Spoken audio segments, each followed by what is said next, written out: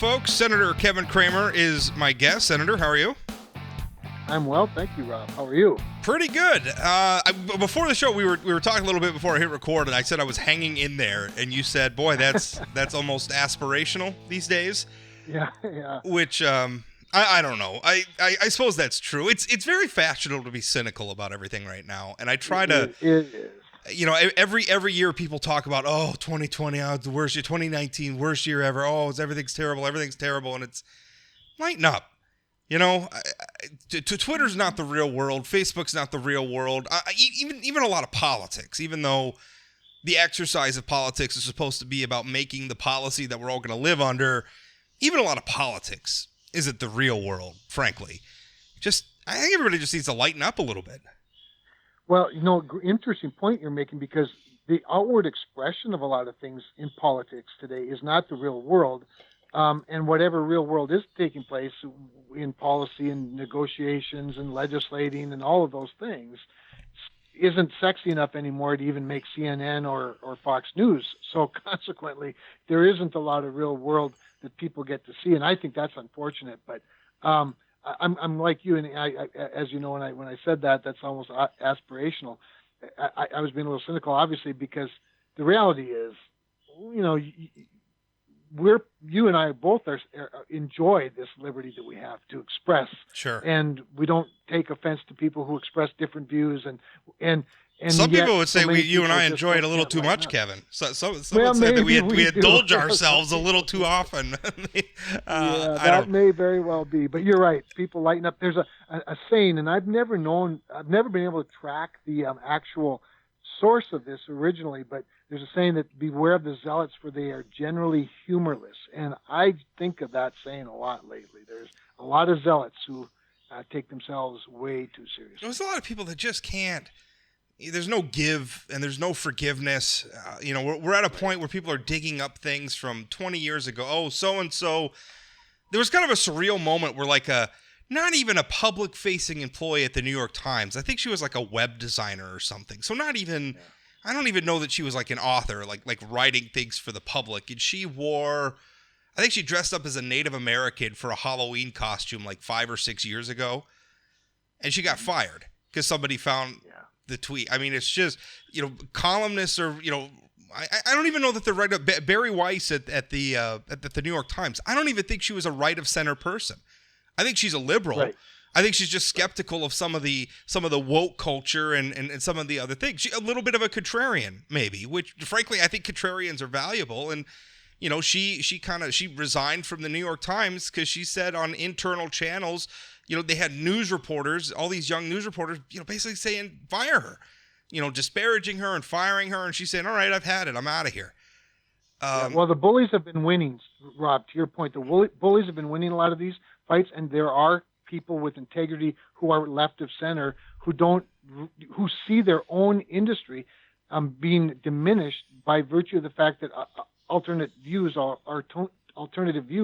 being censored. So it's one of the things I've always liked about your employer, about even the Fargo Forum back when Jack Zaleski was the editorial board editor, and you don't get crazier left than Jack Zaleski. Now he toned it down a little bit more before he left there. Now he's certifiable, but he never once, and the Fargo Forum, Grand Forks Herald, the forum papers have never once not allowed my view into their editorial page. And if I felt that they were wrong and they hit me hard between the eyes, they let me punch them back just as hard. That's, to me, that's journalism, and that's, opinion editorial, not just, your side, one side counts. And if you have an opposing view, you don't get access to our. Well, they hired me. Which we could have a debate about the wisdom of that personnel move, but what I love about them hiring you is you balance the other 15 columnists that they allow in that paper that are completely the far left, the other side, and because of your true journalism and your respect for actually digging up facts and investigating things, you actually bring it to balance as one voice. So congratulations and thank you. I appreciate that. Let's talk a little bit, because we're talking a little bit about the culture war, and just as I came on, we had some breaking news at the Pentagon. One of the facets of the debate is we've seen people tearing down statues across the country. And let me, first of all, let me say, the question of whether or not a mob should tear down a statue, to me, is distinct about the debate about whether or not that statue ought to be there in the first place. The mob should not be tearing down statues. You know, those statues were typically erected because some city council or a zoning board or a county commission or something like there was some sort of a process where the project was commissioned or it was placed or what have you. And I don't understand why we can't use those mechanisms to also remove them and frankly preserve some of these pieces, because some of them I find objectionable. I mean, some of them, you know, I question the appropriateness of it, but could still recognize that they have historic merit or artistic merit and should perhaps be preserved somewhere or in some, you know, appropriate fashion, and maybe deserve better than to just be torn down by a mob. In other instances where you're tearing down a statue of Ulysses Grant, who literally fought the Confederacy, and, you know, I mean, did you know that Ulysses Grant passed he passed a desegregation bill under his administration 100 years roughly before the 1960 Civil Rights Movement? Yeah, imagine that. It's amazing. Imagine that. So yeah, after he fought the war for freedom, he did that. Yeah, he was a remarkable guy. Anyway, so we're having this debate. One part of it is Confederate symbolism and honoring Confederate luminaries in the U.S. military. We have bases named after Confederate generals, for instance, or Confederate leaders. Certain displays, I'm assuming related to like the Civil War, have had Confederate flags. Today, the Pentagon came out with a policy, and the policy is essentially they didn't ban the Confederate flag. That would be inaccurate to say. What they did is they listed the flags that were allowed to be displayed in military facilities, and then on that list is not the Confederate flag. The Confederate flag's not on the list. So, you know, you could have like the U.S. flag, and you have the flags of like our allies, and like unit flags or military branch flags or the POW MIA flag. They list all those types of flags. Confederate flag's not there. So I want to say a de facto ban, right? They didn't make a policy about the Confederate flag. They made a policy about flags in general that excludes the Confederate flag. Do you think that's appropriate? I mean, what do you make about this debate over Confederate imagery, specifically in the military? So I've answered this and similar questions to this a lot lately because of my position on the Armed Services Committee. The fact that we marked up the National Defense Authorization Act a couple of weeks ago out of the committee, and it included an Elizabeth Warren sponsored amendment that goes quite a ways in doing exactly that. And I voted for it. So here's what I've always tell the national media. There are two things I've never been. One is a black man, and the other is a Southerner. Now, there are a lot of other things I've never been. I've never been an NBA basketball player either, but I've never been a black man or a Southerner. So the emotional part of it eludes me. But I also understand that people have some emotions, some emotional reaction to all of this. But I have never, to be honest, my fundamental position on the Confederacy is I've never really understood why we would honor rebels who fought a war against our country. So to me, the idea, particularly, Rob, of naming military bases after Confederate luminaries, I do think it's just sort of wrong-headed. And I fully support a system to review that and eliminate those. With regard to the Confederate flag or other things beyond that, it's more problematic. For example, one of the areas where the Confederate flag, or at least Confederate symbols, are allowed is on the tombstones of Confederate veterans in military cemeteries. And that even the left has avoided attacking that. But that's kind of where it ends.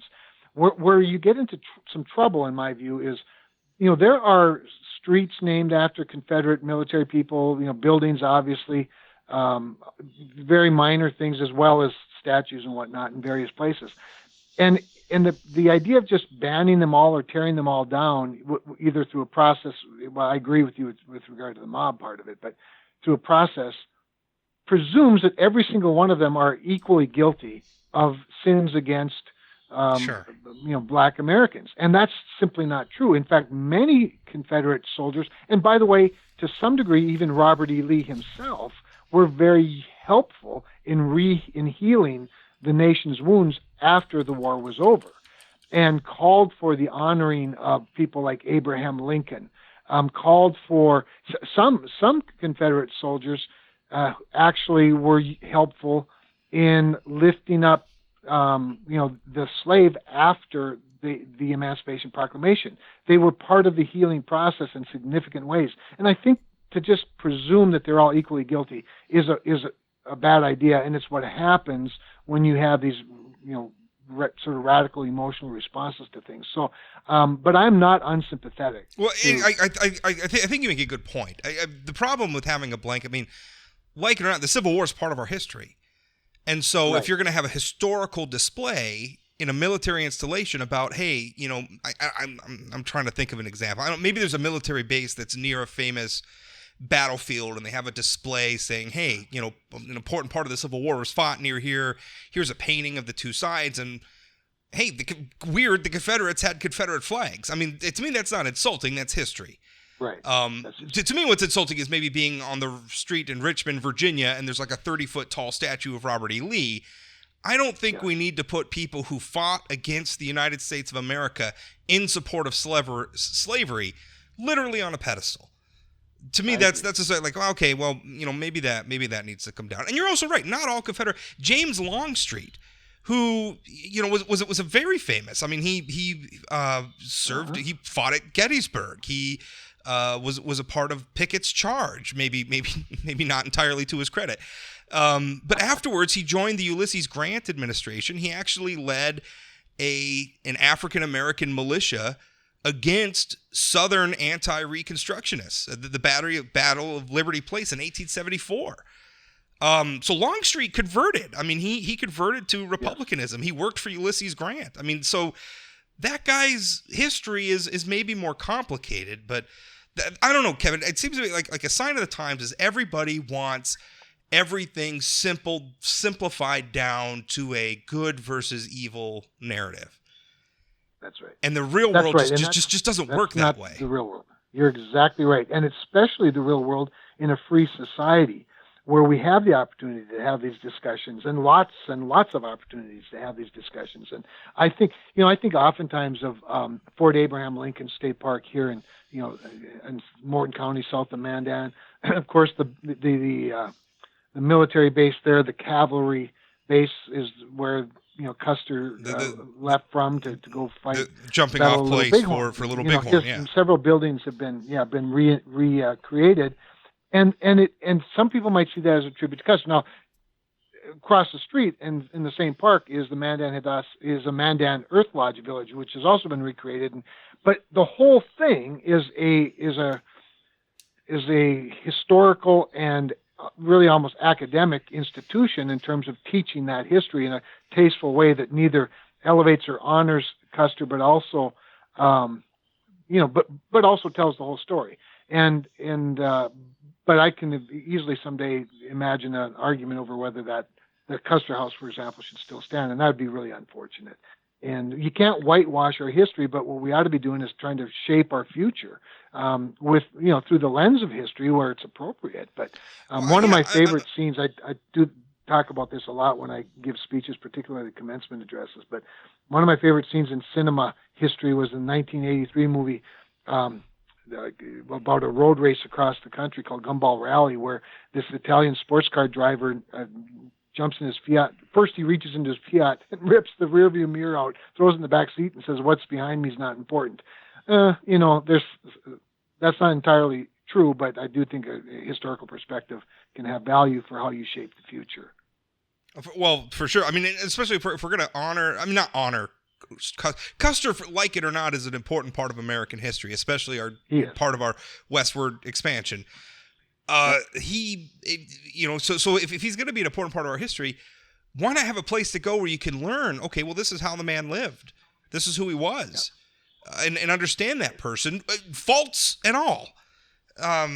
Anyway, so that's interesting, and I guess that's an ongoing debate. I wish we were a little more nuanced in the way we're approaching. And I don't have a problem with taking down some of these Confederate statues. I think they're in the wrong way. But on the other hand, there's a process for doing it, and we could do it in a way that brings us together instead of dividing us. Let's switch and talk about something completely different. Dakota Access Pipeline. Okay. We've been on a complete roller coaster. Judge James Boasberg issued a ruling saying essentially the pipeline company had 30 days to empty the pipe, which I don't even know was possible. The pipeline company says, you're talking about a project as huge as that. You can't just empty it on a whim, right? I mean, it's not like throwing a light switch. So I'm not even sure that was possible to begin with. But now a federal appeals court, while being very careful in their stay, not to say that they're necessarily commenting on the credibility of the issues before the court, they stayed Boasberg saying that the pipeline's allowed to continue running for now. But one of the features we should always strive for is, we talk about like stable democracies, is that, we thrive, so much of our prosperity and so much of our ability to thrive and innovate and all the other things is that we have a predictable environment to work in. And the energy industry just isn't anymore. And a lot of it's happening in the courts, not just with Dakota Access Pipeline, with the Keystone Pipeline, which also is again roadblocked by yet another lawsuit. I'm just, there gets a point where how do we just build pipelines? How do we fix this problems where there's not these endless lawsuits that can produce predictable and potentially catastrophic outcomes? Well, and there's another one called the Atlantic Coast Pipeline, which was shut down. Gas pipeline has also been shut down, right? And so these are three major pipelines. The Line 3, which isn't even a new project, the Line 3 replacement project by Enbridge over in Minnesota has faced similar problems. So what I think it does is it illustrates a vulnerability that the left has identified and is exploiting. And this is exactly why President Trump's NEPA reforms that he announced the other day, the final rule now that's finalized, NEPA being the National Environmental Protection Act, which is a 40-year-old law that's never been updated, it's never been modernized, has led to this administrative confusion that has allowed the left and their lawyers to court shop lawsuits and the chaos and confusion do things like they've done. Just remember that Atlantic Coast Pipeline was not shut down. It was abandoned by two of the largest utilities in this country because they just couldn't afford to fight it anymore. Even though in the long run they might have and very likely would have prevailed, they couldn't afford the fight. And by the way, the Keystone XL may do the same thing. That was a gas pipeline. The Atlantic was a gas pipeline. Was a gas line. And if you look at what's happening where we're getting, we've had the whole debate about shutting down coal plants and wind energy and everything else. Hey, as we're shutting down coal plants, it's not necessarily wind and solar that are picking things up. It's gas. So we are increasingly dependent on gas at a time where now all of a sudden it seems like two of our largest energy companies in the country say they can't build a gas line. At a time when we're becoming increasingly dependent on natural gas to turn on the lights and turn on the air conditioning. Without coal and without nuclear, natural gas is the only other baseload fuel, unless you want to burn diesel.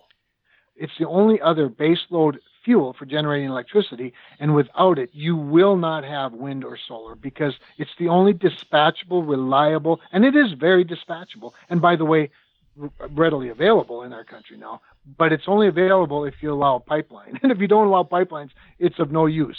So, Rob, there's a reckoning that will come if we continue down this path. And I say we loosely because you and I aren't part of the we in this case. It's the lunacy of the left. It's where we're headed, and frankly, that's why this 2020 election is so critical. The court system, you find these judges. Judge Boasberg, who in the Dakota Access Pipeline case 3 years ago, took the exact opposite position that he took in this most recent position. And what happened in those 3 years? Well, what's happened in those 3 years is politics.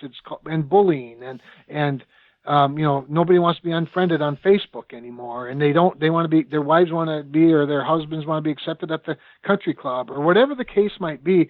You're seeing a breakdown of just solid legal, intellect, and that's why this NEPA reform that the president's talking about, which, by the way, the president's NEPA reforms, what it aims to do is give a 2-year limit on the environmental impact statements instead of, what now, just to build a highway in this country, the average process for a NEPA, an environmental impact study for a highway, is 7 years. And many of them are more than 10 years. But he also did something else that I think our Native American friends should appreciate. He has increased the government-to-government responsibility for consultation with Native tribes. And therein, in my mind, lies an opportunity for us to have a discussion about what is the responsibility of a pipeline company or the Corps of Engineers or the state in terms of our government-to-government relationship with their Native Americans. Is it simply to send them a notice of the hearing at the courthouse in the county, or is it to have a more of a, sort of a pure relationship? And I would submit to you that it's probably more the latter, and I think the president is onto something with his NEPA reforms that, of course, the left is wildly opposing right now. Well, I think he absolutely is onto something. I mean, that's essentially saying, hey, we're going to have a very thorough and very rigorous process. It's literally going to take years, right? I mean, even 2 years. Right. That's still years. But there's also a finish line. And there's a point at which, okay, it's done now. We've scrutinized this. We've done the best we can. Now we're going to build the thing, whether it's a pipeline or a highway or whatever. Right. That just makes all sorts of sense to me. Now, I was reading my colleague Adam Willis, who is working with Forum Communications from Report for America. I was watching some of his tweets responding to the Trump administration's announcement. And he said he called, I think it's a Center for Biological Diversity, one of these environmental groups. It says they called them and they essentially said, "Oh, that's that's illegal, and we're gonna file another lawsuit." And to me, I'm just pulling my hair out. Like, we can't do anything. Like the government can't make policy, pipelines can't. And the interesting thing about Judge Boasberg's ruling is,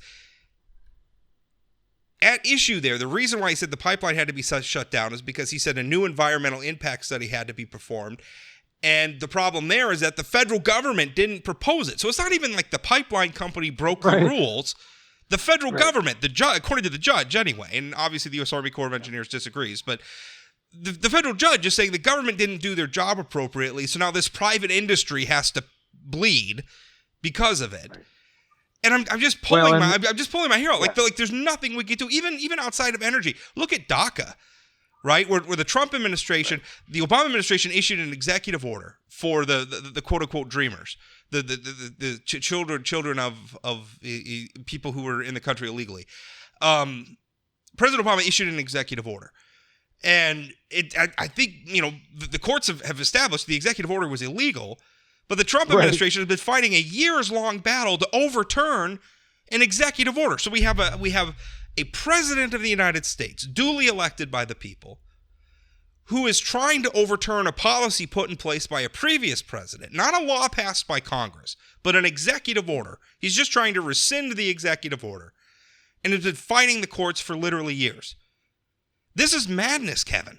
Absolute madness. No, and we're talking about the Supreme Court in that case, which is literally stated, to your point, that Barack Obama broke the law with the order. But President Trump hasn't adequately explained why it should be, rescinded. I mean, it is lunacy. And what I worry about is what I spoke of earlier, and that is the lack of real legal intellectual brain power anymore, or tenacity, or just muscle. This is where guys like Scalia were invaluable, and people like John Roberts do not fit the bill. And so I worry a lot about a lot of these judges at various levels. They want to be liked as much as they want to be right, and it's really, really unfortunate. I think even like Neil Gorsuch, like another. This was, by the way, this was a wild Supreme Court season, but Neil Gorsuch wrote the majority opinion on I'm forgetting the name of the case, but essentially cut Oklahoma in half in terms of criminal jurisdiction. Essentially, but I thought he did exactly what a judge should do. He said, listen, Congress never answered this question. So the law says what it says, and even though it's hugely inconvenient, if Congress wants a different outcome, Congress should fix it. No, I like that. Okay, the law says what it says. He's not trying to achieve a certain outcome. What he's saying is the law says what it says, and if we don't like what it says, well, the people in charge of writing the law should change it.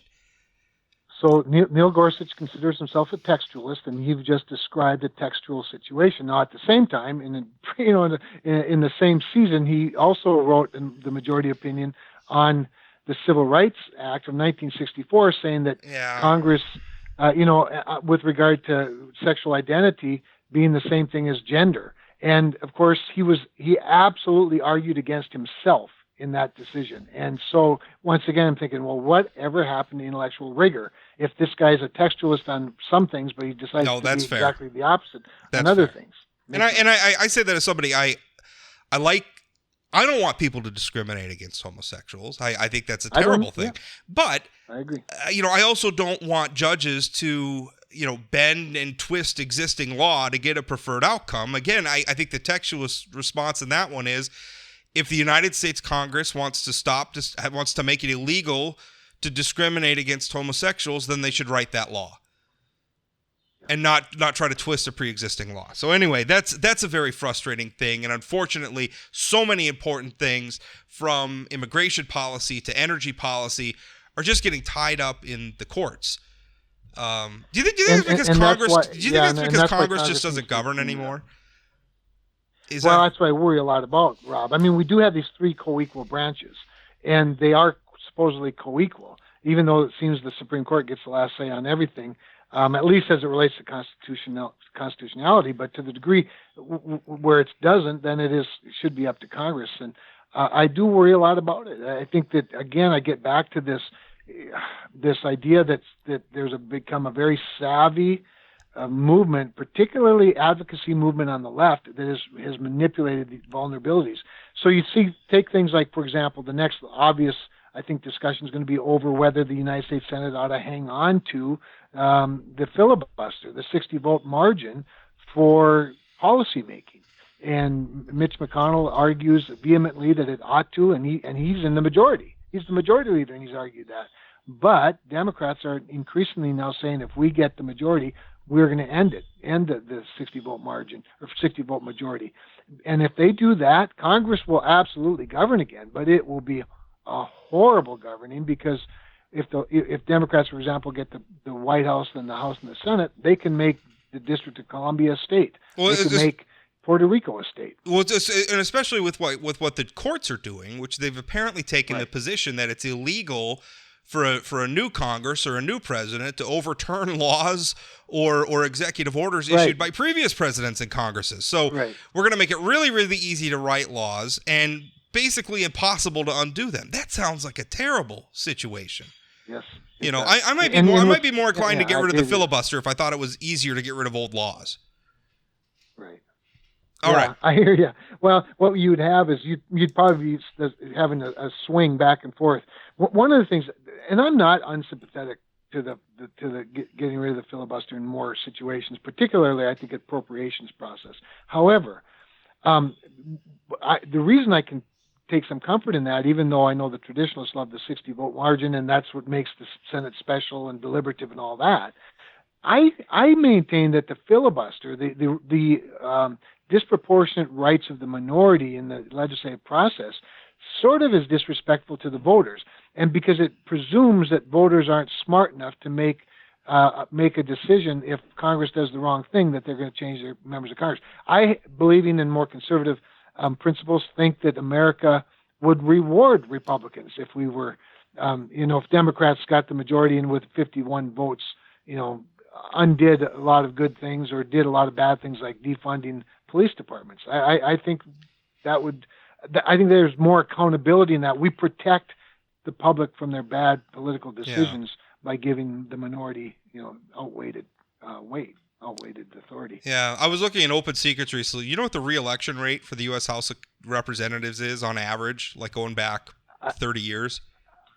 I don't, but I'm going to guess it's like 94. It hovers right around 90%. Yeah. Senate weirdly is a little lower, right? I would think the House would be turned over more often because they're all on the ballot every cycle, but the Senate re-election rate's actually lower. But the problem with the House, the reason that the House has that is because they've all figured out, and legislatures have figured out how to create these gerrymandered districts where they're only about 40 to 50 Not in North Dakota, though. Play every year. Not in North Dakota, where we have the one district. Hard to gerrymander. Yep. All right, let's talk about Tommy Fisher and Fisher Industries and the border wall. There was a ProPublica report that came out, and they were citing experts saying that, and we're not talking about the wall because there's two things at play. Fisher Industries got a contract to build a portion of the southern border wall for the federal government, but they were also involved in building a portion of the wall that was privately funded through the what was the name of that? The We Build the Wall. We Build the Wall. That's right. So it was a private. I don't know if they're a nonprofit or what they were, but anyway, it was private dollars. They donated money. They built a small section of the wall, and now ProPublica got in touch with some experts and said, it's already eroding. It's in danger of falling down if there's a big storm or something. Now, of course, Fisher Industries disagrees with that. They say it's just some top level erosion. They're gonna address it and they're gonna mitigate it. But the implication here is that Fisher Industries somehow isn't fit to build the portions of the walls they've been contracted with the federal government. And joining in the chorus is, seemingly President Donald Trump himself, who said in a tweet, quote, "I disagreed with doing this very small, tiny section of wall in a tricky area by a private group which raised money by ads. It was only done to make me look bad, and perhaps it now doesn't even work. Should have been built like the rest of the wall, 500 plus miles." Now obviously Fisher, they're a North Dakota company. They're North Dakota people. They've donated to your campaign. I know they've donated to the campaigns of of Congressman Armstrong and I think Senator Hoeven. Don't quote me on that. Yeah, I don't know. I don't know. But obviously, they very supportive of building the wall. They won that contract. Tommy Fisher was has been very active in politics. In fact, you took him to the State of the Union address.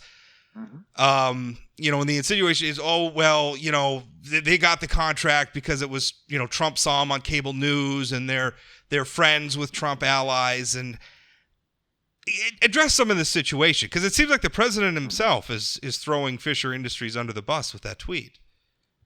It did seem like that a little bit, and I think I haven't talked to the president or frankly anybody in the White House about the topic, but my understanding of it is, well, first of all, when I read the tweet, my immediate thought was people are going to think that they're not going to understand what he means by to make me look bad.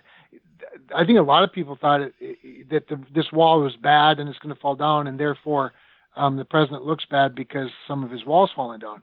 I think and again, this is just speculation, but I think what he was more concerned about was that wall is so much nicer than the rusty stuff with what I call the climbing wall on top. They have that panel on top that frankly has aided in some of that wall blowing over, because of course you have a 4-foot sail at the top of this rusty, awful looking steel wall, these beams, if you will, and it catches the wind, and so some of that wall is actually blown over.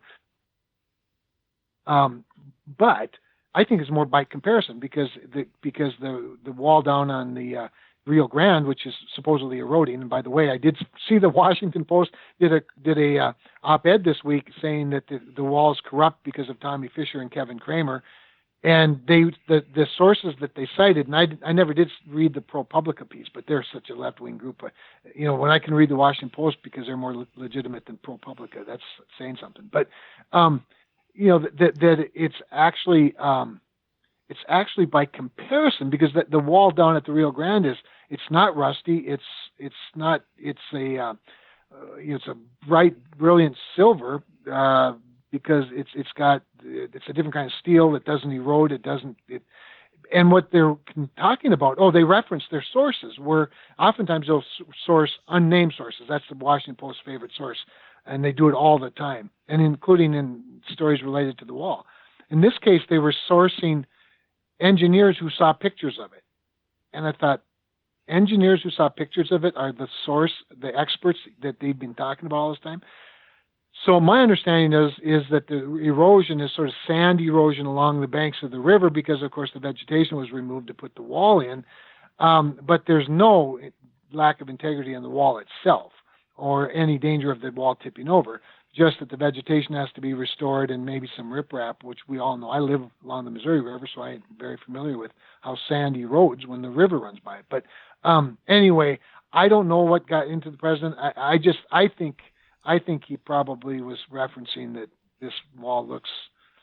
None of these people, by the way, oppose the president. I mean, We Build the Wall is headed by Steve Bannon and Chris Kobash. They're two of the biggest Trump supporters in America, and so I don't really know what he was getting at, and, but it's it's only mildly interesting to me, to be honest. Do you? I think it's fair because there's a lot of factors at play. I mean, you have a news media establishment that doesn't want to build a wall to begin with. They're just ideologically, philosophically opposed to it. So it's hard to imagine that they're going to be satisfied however this wall gets built. They're going to find something. I say maybe that's speaking too broadly, but let's at least the national news media. I think it's fair to say they have an ideological point of view on the wall, and it's not favorable. You also have within the U.S. Army Corps of Engineers, you're not very popular because you've been calling for reforms. You don't like the process, and not just with the wall, but I mean, obviously the U.S. Army Corps of Engineers is a big part of North Dakota because of they're in charge of some pretty important waterways in our state, and you've been very critical with them on flood control and a lot of other issues. So it wouldn't be surprising if they found an unnamed source in that enormous bureaucracy who wanted to throw a couple of elbows at Senator Cramer. Oh yeah, no, I've identified some. Yes. So I think but the part of it here is President Trump jumping into this. I know you just said it's not that interesting, but we all know. I mean, we've talked for years about how effective President Trump's tweets are, right? I mean, like it or not, they matter. It's it's the man's medium. It's how he's chosen to govern. It's how he's chosen to communicate with the public. You've praised that a lot, and now you're saying you're not that interested in him throwing a North Dakota company seemingly under the bus. In a way, it's hard to interpret his words as being anything other than critical of Fisher Industries. A company that you supported. Yeah, except he referenced the wall. He referenced, his opposition to it. I don't think he ever said anything about Fisher Industries specifically, but rather the private group that, that's building it, and they're certainly part of that. But I do think he's very frustrated with the wall. There's no question. I've had many conversations with him about it, including two where he's called me specifically asking me for assistance in certain things or my views on certain things as it relates to that rusty wall and how it's built. And I'll sort of leave it at that, but we've had some very intense conversations about it, and he's very frustrated by it. And by the way, the speed with which it's being built. And I don't think that's a big surprise to anybody that has been frustrated by it. So I think some of what he was expressing was that frustration, and I don't blame him for it. But I also think he's been on a bit of a roll lately. He's won he's won a court case or two where the courts, including appellate courts, have determined that he's within his rights to divert some money from military dollars to the wall, and they've been building it at a much more rapid pace, including the part that Fisher Industries is building, and they're building. Their big contract, got a $1.3 billion contract, is in the mountains of Arizona, and that's tough terrain, and they have a specific expertise in that area, and they were the low bidder that was qualified to do it. So things are going better, but I sense from him a great deal of frustration with with the progress on the wall in general, and I share that frustration. Well, I certainly think that's fair. And by the way, I mean, I did an analysis not that long ago looking at some of the bids and looking at just and it's hard to compare because different sections of the wall, they're in different terrains, different. That's right. You can't. It's not a uniform. What is it? 1,100 mile border. I mean, some of it's flat land and desert. Some of it's mountains. So looking Fisher's bid was on a per mile basis. It was lower than some and higher than others, and that's what you'd expect when you're getting a bunch of different bidders to build a bunch of different sections of a more than 1,000-mile wall through some very different terrain. So I don't know that there's anything. I always thought a lot of the criticism of Fisher was unto. I mean, wait until you see the wall gets built.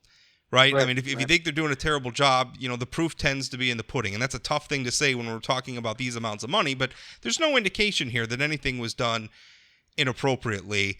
I still don't. I mean, do you get frustrated when the president, because if he's going to put out a tweet like this, why wouldn't he call you? Because the president is nothing if not spontaneous. And so no, I don't get frustrated by it. I really don't, Rob, because he is who he is, and he expresses himself in these ways. To your point, it is his medium.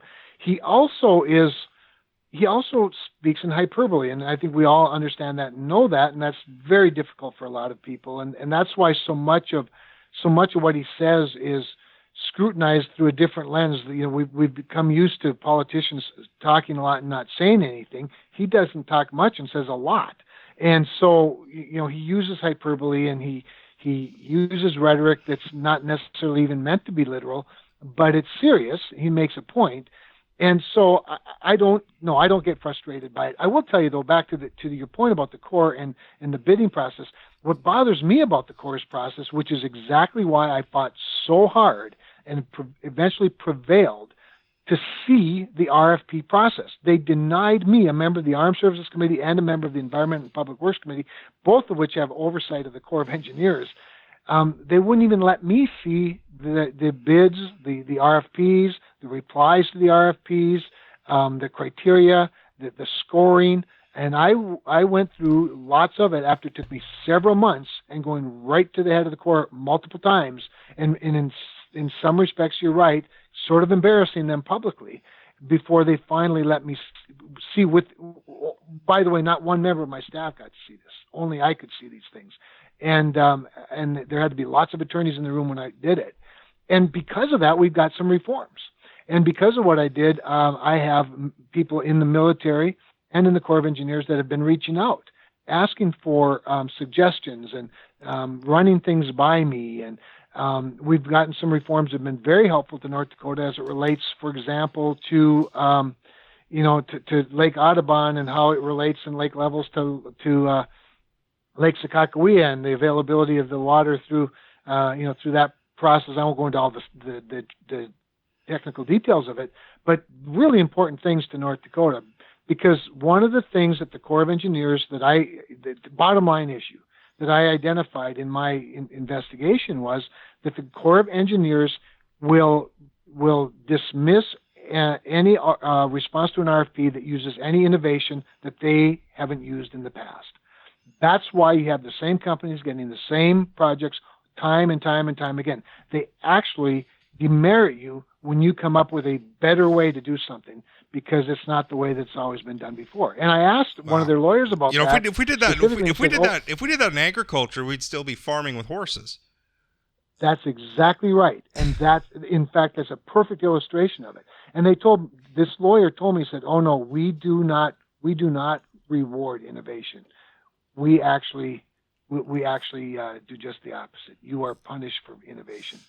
And we haven't done it. We've never done it that way before. That's one of the oldest policies at the Department of Defense. Is we've never done it that way before.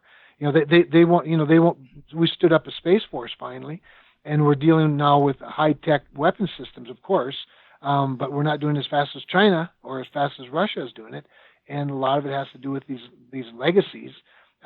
It's why we don't have the 74 sailors that perished on the USS Frank E. Evans in the Vietnam War, because they can't figure out a way to put their names on the wall. But we're going to stand up a Space Force. Anyway, they hang on to their old traditions, and they use tradition as policy, and it's very frustrating. Well, Kevin, we've gone over our allotted time, like I think we usually do, but I suppose that's okay. We usually do, but it's okay with me. It's okay with you. I do the same thing when I'm on with Jay Thomas on WDAY. We get going, and commercial breaks and everything else go out the window. Oh, yeah. I thank you for your time, as always. Appreciate it, and I look forward to talking to you again. My pleasure. Thanks, Rob. Bye-bye.